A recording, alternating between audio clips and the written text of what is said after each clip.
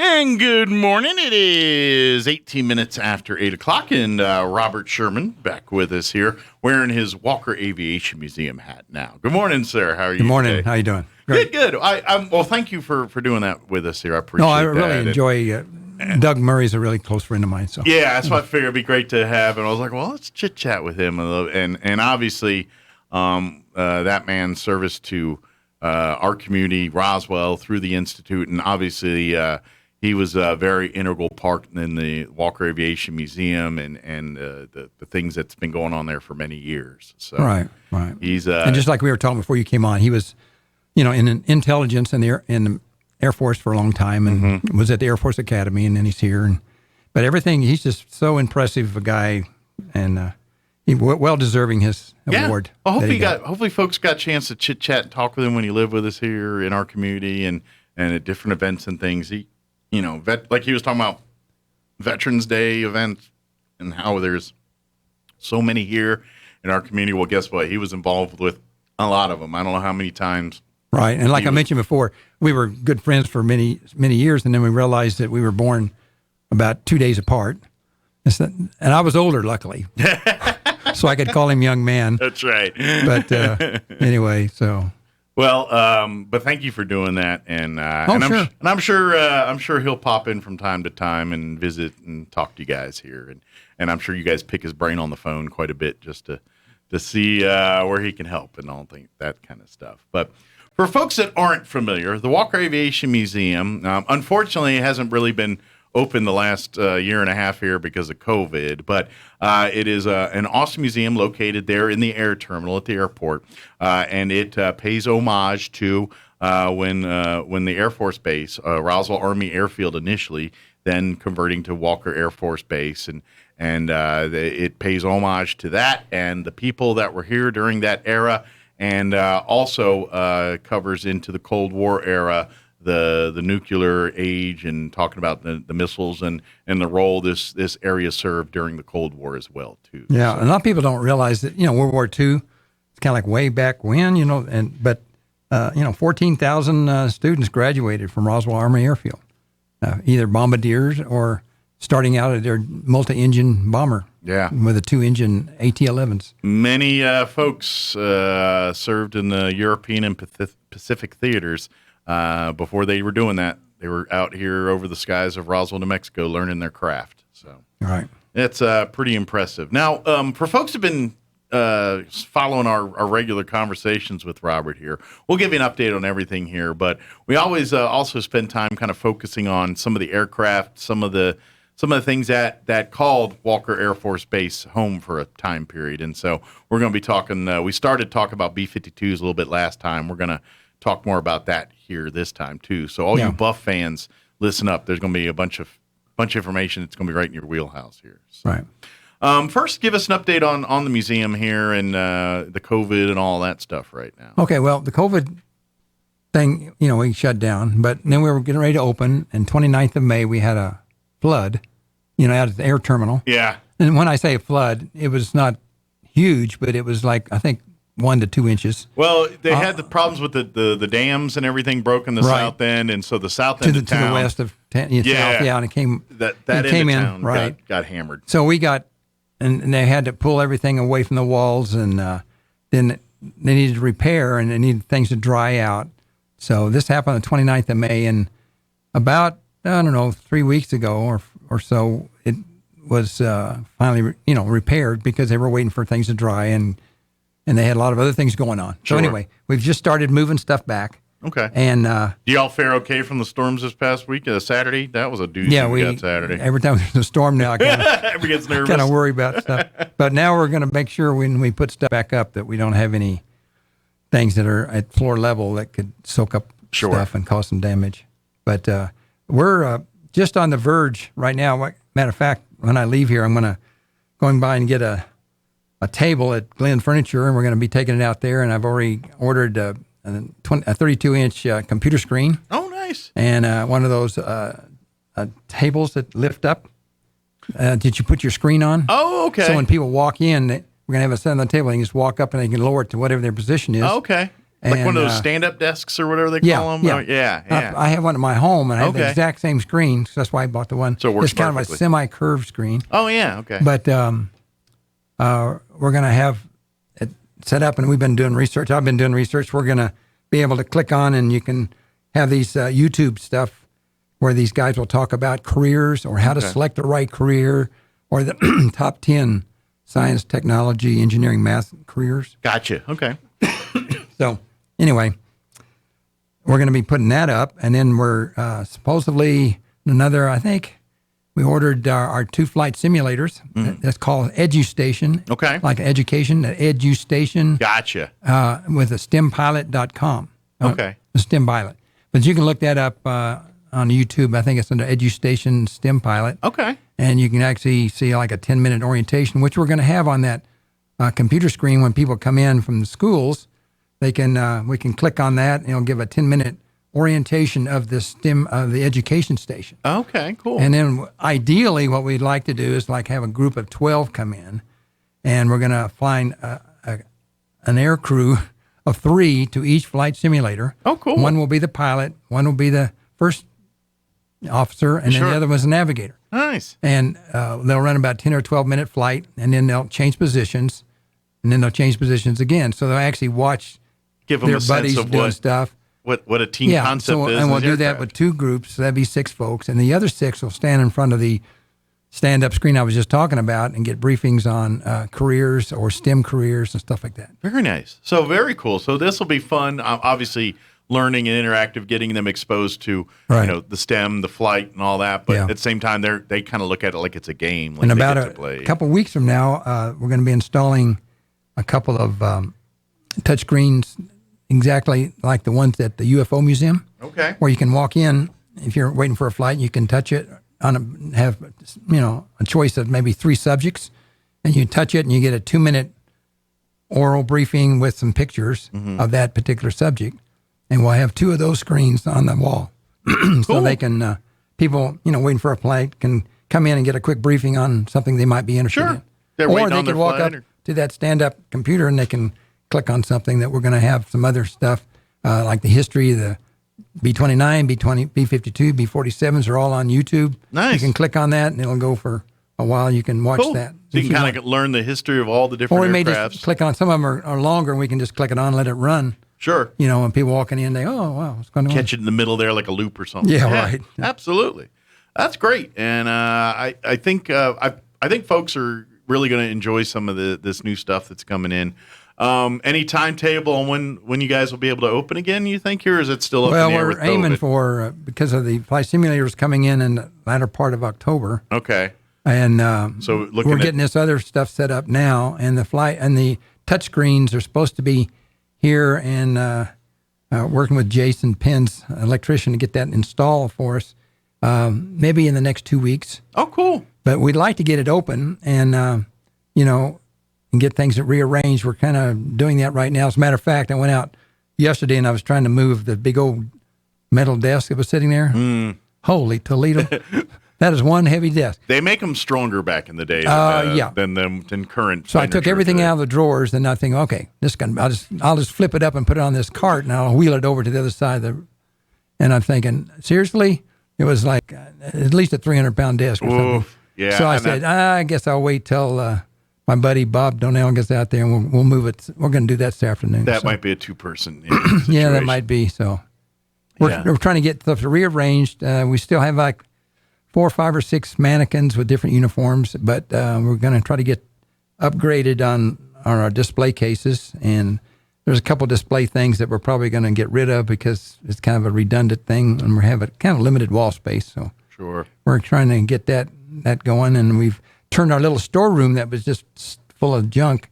We've now put that in our U-Haul place down there where the old Kmart used to be. Okay, and the storage facility. Yeah, a nice storage facility there, and we're going to make that little storage room into a Atlas launch silo control room. Oh, cool. Type thing, That'll be cool. With a bunch of the pictures of the Atlas all inside that particular room. Nice. And that's kind of gives space, in we can put the flight simulators where the other Atlas stuff used to be. So, very cool. So we're doing a little shifting around. Nice.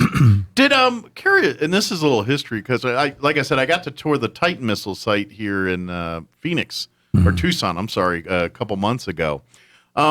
Did they use a similar system for launching the Atlas that they did the Minutemen, the key code systems, and was that done the same way? Do you know? Or? I'm not sure. Okay, actually. I'm kind of. We probably need to get somebody that was actually work nukes and did I more visited my last 3 years in the Air Force. I was at Malmstrom Air Force Base, and I was a clinic commander there.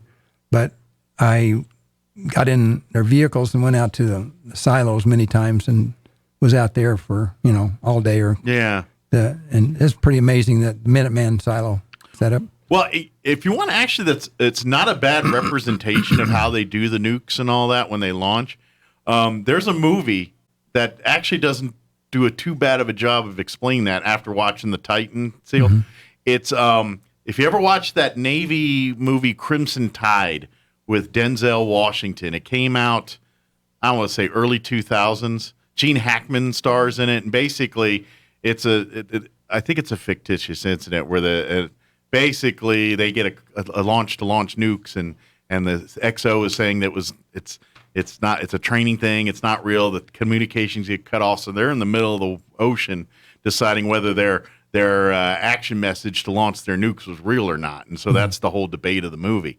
But they go through the whole process of how to authenticate codes and how to put all that in, and after watching the movie and then going to the Titan missile site, and they explained how all that, it's pretty close. There's a few differences and variables and things probably for security, but how they do the nuke codes and all that stuff, that movie portrayed it pretty accurate as far as how it's done in the silo, or at least how it's done in the Titan silo. I was just curious if, and I'm sure it is probably very similar in those Atlas silos. They did. I mean, they probably turned different buttons and switches, but as far as the procedures on how to get from point A to point B are probably pretty similar. Yeah. So probably a major difference though if it was a liquid fuel, which the Atlas was. That's true. Versus the solid fuel. Sure. Yeah. There's some more safety issues that different. I think one of the problems with the Atlas, they had to raise it up, and then they had to fuel it up while it was kind of exposed before they could launch it. Yeah. Whereas those Titans, that was all in the hole and just fueled and launched fired off and boom out of the hole. Yeah, makes sense. But it's cool. If you ever get a chance to go tour stuff like that, please do. And I'm excited to see when the Atlas missile control room gets set up and things like that. That'll be really cool. So things for you to look forward to in the future there at the Walker Aviation. Yeah, and we hope to be coordinating. And I apologize. We need to talk to Roswell Independent School District and Gateway and Catholic School, and there's an organization that deals with homeschooling. Okay. And we talked to the Assurance Home, but they go to other schools, but they're going to come out as a group, get them out to the flight simulator and STEM stuff. So. Oh, cool. And really try to help encourage these kids and maybe coordinate with the STEM coordinator out at the Eastern New Mexico University, Roswell, and with Ruben Bolaños. Mm-hmm. He's, I don't know exactly how much he's still involved with the STEM, but he was starting out as a STEM point of contact for Roswell Independent School District. Gotcha. So we need to coordinate with them and see how in the future we can break away maybe, well, we'll decide on the number, but how to get kids out there and back. Yeah. And by the way, if there's people listening, they're like, man, I'd love to get involved with this stuff. Walker Aviation Museum is looking for more volunteers, looking for more board members. Absolutely. Looking for more That's people, a big thing. Yes. More people to come and serve and help and be a part of it. The only requirement for you is desire to do it. Sure, if you've got an aviation or background like that and you want to be a part of it, I think most people have some kind of connection. That's what's drawn to them. But if you just love airplanes, or maybe your dad was in the military, or your mom, or you know what I mean? Maybe you're a retired microbiologist that used to work at Leprino. Get yourself out there. Exactly. We'd love to have you as a STEM type instructor. And that's the thing is that as a whole, the museum and the board want to incorporate much more STEM related features and exhibits. They've been going that direction for several years now. They've added quite a few pieces and things. So if you have an expertise in that STEM side, that your contribution would be very valuable to the museum as well too. And so if you just want to be a docent when it opens up or want to volunteer in that way, please. They're looking for everybody to come to come get involved, roll up your sleeves, and come be a part of it. The museum, unfortunately, COVID has put a beating on this thing being open and everything else. And just when you think you get all the ducks in a row, they dump a bunch of water on you, and then you got to start over again. So it's pardon the pun, but it's rained and poured on the museum the last 2 years here. And despite all of that, the volunteers, the people, very much like Robert and Juliana and Bob and Doug Murray and everyone and many other people I'm missing here. Yeah.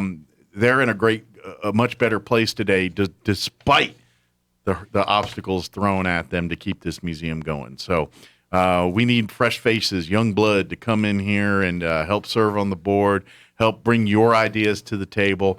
Maybe Robert and Bob and Juliana, they haven't thought of some of these things yet, and you can come in and help with this stuff. So, right. So if you love history, if you love aviation, you just love STEM, you just love what the museum's all about, please come and be a part of it. That would be a great way to support and show your support for. Yeah, a few years ago when I first joined the group, we had about, I don't know, I think like it's about 15, 20 people on the board, and now I got myself and Katie Yates is our treasurer. She's great, and Sandy Correa, secretary, and Bob Donnell, Julianne Halverson. We talked about her, and Judy Armstrong.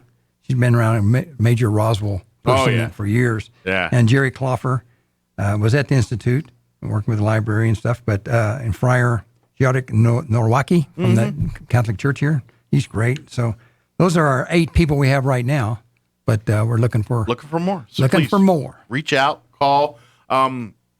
Couple different ways to reach out to the museum. You can go to the website. It's www.wafbmuseum.org. Right. It stands for Walker Air Force Base Museum.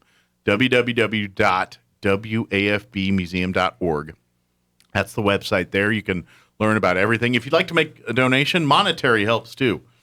Yes. If you'd like to cut a big fat check, we'd love to have that. Again, you'll find a link to donate direct through the website, hours, things. Also, don't forget, Walker Aviation Museum has a Facebook page too. If you can like and follow, stay up to date. I know when we have our visits from some of our military squadrons that come in doing training, and you guys turn that into the KC-135s come in here. Just had one of those a couple weeks ago happen, and you get to learn about those events. And of course, if you have questions or want to volunteer, or if you want to, book a private tour or any of these kind of things, you can do that through the Facebook page as well too. A good way to get connected. Yeah, we're talking about all this stuff about the flight simulators. Shame on me, I should have mentioned it at the very, very beginning, but that was due to a $10,000 grant we got from Excel Energy. Yeah, Excel is, again, like I don't know how many times there's organizations in our community and that have a great event or something that happens, and then there's Excel Energy right there to help sponsor, make it happen. First thing off the top of my head is the Christmas lights you see downtown. Excel is all part of that. But here we go again. Excel's right there helping with the STEM side of things, making the next generation of people that, who knows, might end up engineers at Excel Energy.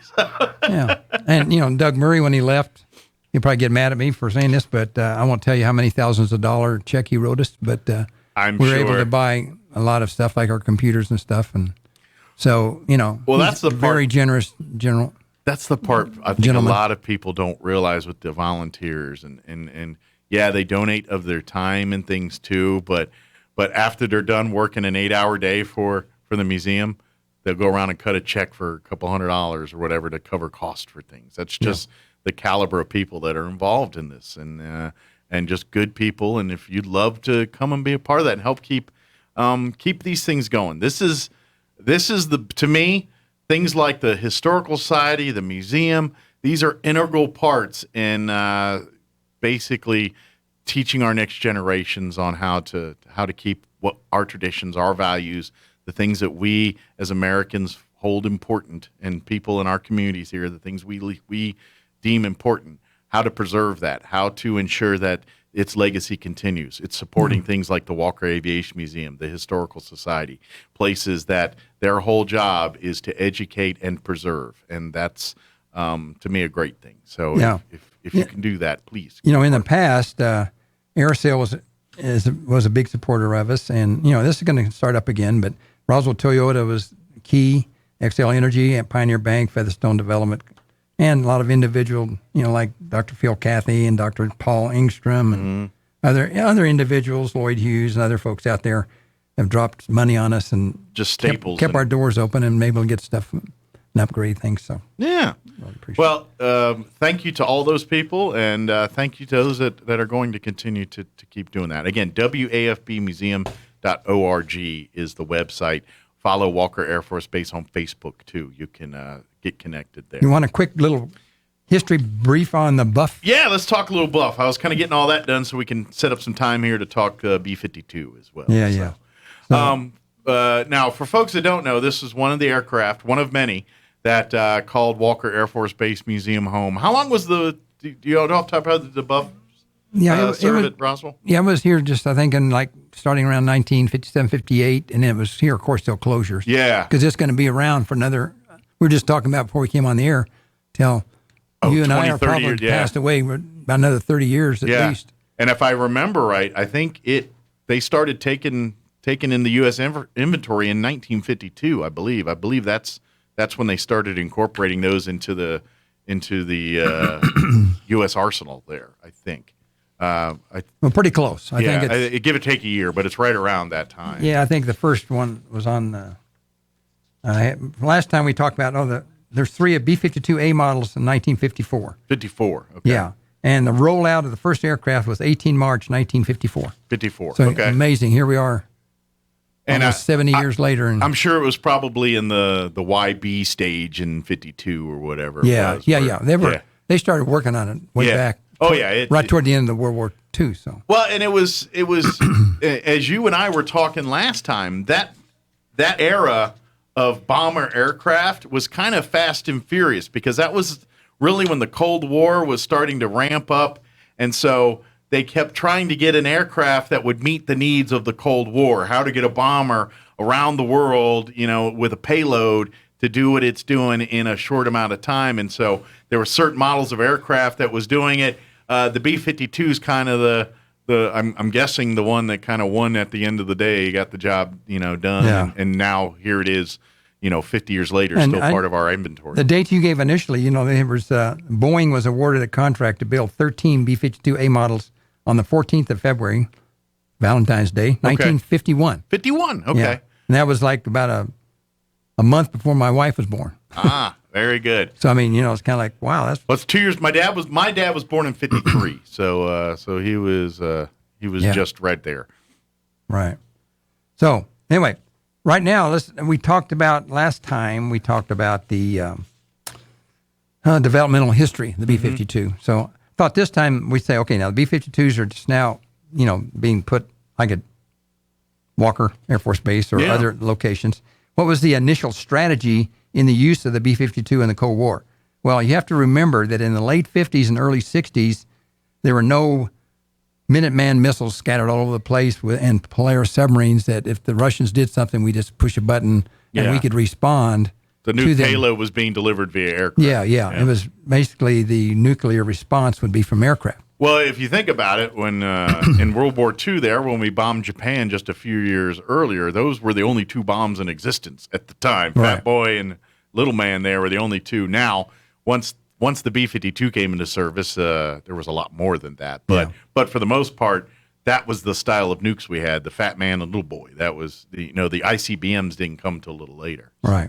Yeah. So anyway, let me run through this right quick. The B-52 entered the Air Force initially and was deployed around to 11 Air Force bases with 3 squadrons of 15 aircraft each for a total of about 45 aircraft. Okay. So, but as international tensions started to rise and the threat of the Soviet ICBMs increased, they were dispersed to more bases and smaller groups. Okay. To kind of spread them out to reduce the chance of being destroyed on the ground from a first strike. And this is because the Soviets had ICBMs. Mm-hmm. And, the B-52 needed to be launched very quickly in case of a threat, obviously. And initially, the 8 B-52 engines had to be started one at a time. Oof. So that took time. Yeah, that's valuable seconds of that airplane. Had to be started individually And then they corrected this by fitting cartridge starters to each engine so that all 8 could be started simultaneously. Oh, wow. So that's what saved, trying to cut down alert versus airborne. Oh, gotcha. Okay. Yeah, right. yeah, it makes sense. Yeah, and I remember being out and a survey crew as a high school. I think I was a senior or something working in the summertime, and they were at the B-52s out there, and they had the alert, and they would take off because, it'd say, okay, you're incoming attack, and if they didn't have every last airplane off the ground that was supposed to be on alert, within 15 minutes, they were in deep trouble. Yeah. So and boy, I talk about the black smoke. It was everywhere. It was crazy. So that was part of their training regime. Right. Get them up and ready in 50. Okay. So initially, the crews on standby were in their squadrons and offices, some distance away from the aircraft. Then they realized, well, that's not going to work. So they moved them out. So they had like an alert facility out where the aircraft were located. Okay. So they could get off the ground in 15 minutes. Now, initially, the ballistic missile early warning system could only give a 4-minute warning of incoming Soviet ballistic missiles. Okay. Initially, because the technology wasn't that good, didn't have satellite. Sure, radar was infancy at that point. Okay, incoming missiles, they'll be here in 4 minutes. Well, 15-minute launch time. You do that, man. That's not going to work. That's about 11 minutes too slow. So senior officers raised the concerns in keeping the aircraft on the ground presented an easy target for a first strike, and they're worried about a first strike from the Soviet Union.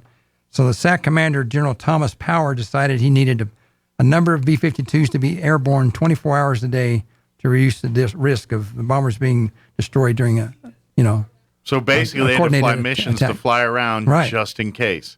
So the hard part was selling the idea of the airborne bombers to the American government and the American people because they're going to be carrying 3 to 4 nuclear weapons with them as they're flying around. Okay, this would ensure that at least a small number of B-52 would survive. Yeah, a retaliatory attack. Okay, and I'm sure they had procedures in place, but for anybody that's, and this is where I did in the Air Force, so it's a little bit my world. The protocols and anything when you're working around nukes is insane. They have what's called no lone zones, like you can't be with the aircraft and the nuke by yourself. There's always got to be 2 people. They got to be in constant sight. There's like you get input in the program, you got to get permission to take an aspirin. It gets that bad and into that program. So I'm sure it wasn't that way in this time period because it was in the infancy of it, but that's where they got to, and so those protocols and things, it's pretty cool that the way they established all that stuff. So in order to provide a retaliatory attack so that if Soviets attacked us with their missiles, we would have a certain number of B-52s airborne that could strike the Soviet Union and cause devastation. So gaining permission from the Canadian, several things had to happen before they could do this. They had to gain permission from the Canadian authorities for necessary overflights of Canadian territory. More than 12 aircraft airborne at any one time, no more than. So they had a limit of 12 aircraft airborne at any one time and probably carrying about 3 to 4, so it could be as many as 48 nuclear weapons. No direct flight.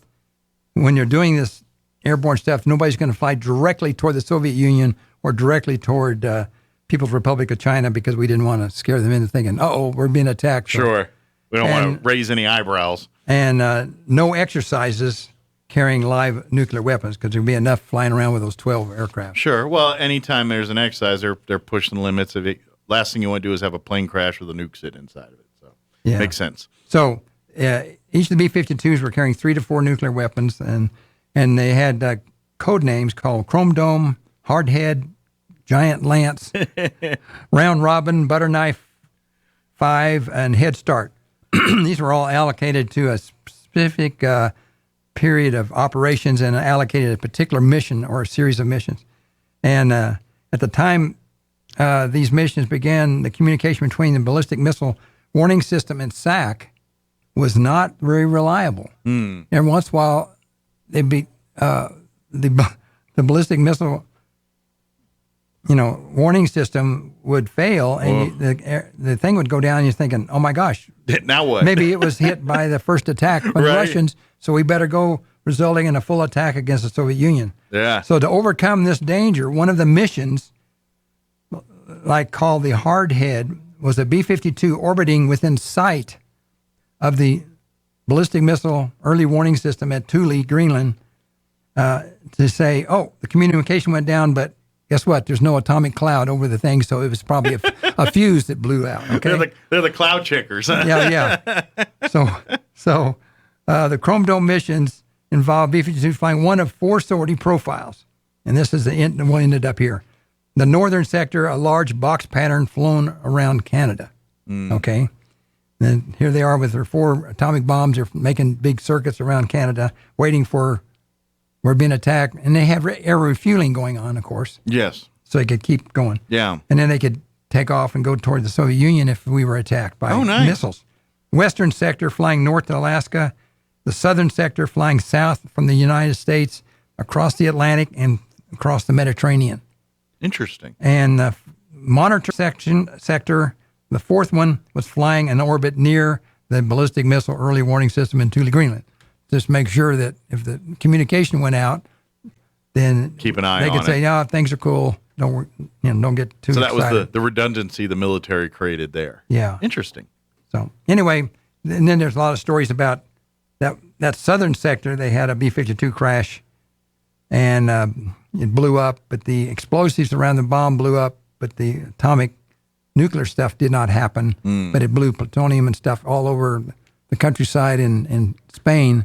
So after that happened, we no longer flew the southern sector because of they had to go in there and haul out thousands and thousands of tons of soil back to the United States that was contaminated with plutonium in Spain, and that didn't make Spain too happy. And I'm sure. And the political thing kind of blew up on that. So anyway, there's a lot of history and background of that. So interesting. But then eventually along came the Polaris submarines that, they're out there, and we were attacked. They could respond. Yeah, I imagine the nuclear ballistic subs probably changed the game very much. Big time, right. As far as the airplane's role in the nuclear. Now, I would think, to be honest, if we have a nuclear war, there's probably not one airplane that's needed for any of that. It's all done either by missile or via submarine, via ICBM or submarine. But if they want to do a tactical strike, guess who they're calling? The airplane. That's going to be like if they want to do another Japan, basically, it's going to be the U.S. Air Force that takks care of that. All right. Interesting. I just saw the time. We probably need to wrap things up. Better here. Wrap it up. Again, folks, if you want to, if you want to learn, hear some more of these stories and stuff, get a hold of Robert and volunteer at the museum. He'll share them with you while you're moving desks around. But there you go. That's one way. We got plenty of work to do out there. But seriously, if you'd love to get involved, if you're listening to this, man, I love military, I love aircrafts, I love all this stuff. I'd love to be a part of that. Please come volunteer with the with the Walker Aviation Museum. Both of them, they both need your help. Yeah, right. But it's great to see that you can come in. Like you said, with the STEM stuff going on, we really could use some more volunteers that are STEM experts. So if you're science teachers, math teachers out there that would love to get involved here, please, I'd love to have you serve on our board. We need more fresh ideas, fresh faces to come in and help execute the plan for the next 10, 20 years for the Walker Air Force Base Museum. Right. WAFBmuseum.org is the website. Or find Walker Air Force Base Museum on Facebook as well. Like and follow. Yeah, we're in the air terminal as you come in the north door on the right side. Yes, and hopefully, knocking on wood here, hopefully within the coming months here, we'll have the doors open and you can come on in like the old days and just come sightsee. Yeah, hopefully in the coming weeks, maybe so. But yes, we're really trying to get it by October, get the doors open at least, and coordinating, getting the kids start coming through there maybe the latter part of October, early November, hopefully. Yeah. Absolutely. And folks, if you're listening to this and if you're youth groups and things and you're hearing about like, oh yeah, I hear they're, the kids, if you're like, hey, I got a youth group that would love to reach out to the museum, get on their radar and they'll get you incorporated and help because that's part of the, once they go through that control thing with the flight simulators, they can come on out and visit us anytime and just get on there and do their thing. Nice. Very good. So, because we're not talking about tours coming in every day. They're going to be coming in especially right now, once a week or twice a week or something. Now, maybe if this thing works out, we got tours coming in all the time. But until we get there, we're here. So. Right. Awesome. WAFBmuseum.org. And folks, if you'd like to contribute financially, that's a great way to do that too. You'll find a link right there at the website. So, Robert, as always, thank you for hanging out early, coming in and hanging out with Doug and talking with Doug Murray with us. Doug's my buddy. I'm glad to hear from him. And yeah, hopefully maybe you can convince him when he's in town to come visit. Maybe you can bring him with you and we'll all chit chat in person. Just shoot the bull for a little bit. It'd be kind of fun. That'd be good. That'd be good. Have a wonderful week, and we'll see you next time. Okay. Next time. All right. Take care. It is.